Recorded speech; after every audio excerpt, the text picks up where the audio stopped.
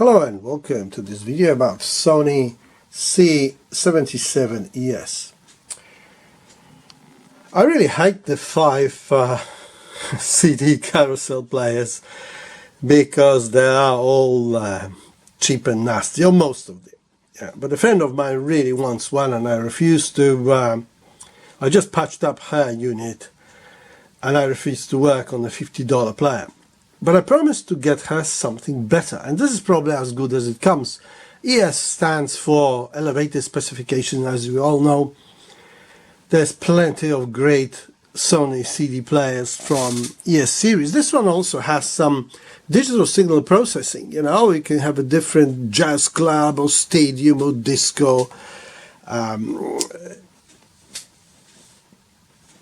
Imitation sound outputs out of that, and there's a bots for equalizer and reverb.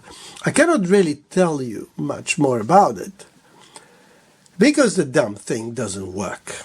Okay, it's been sent to me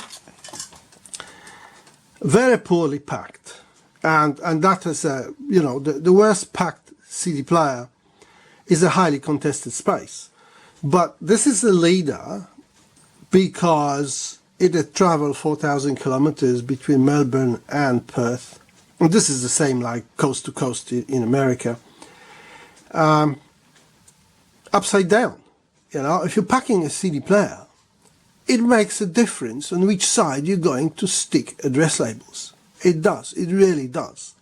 And look, there is even a rubber band there instead of a belt.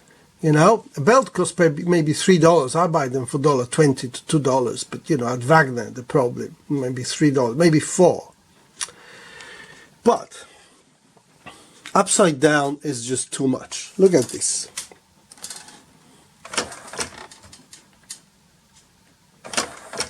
Now I'm debating, should I try to fix it?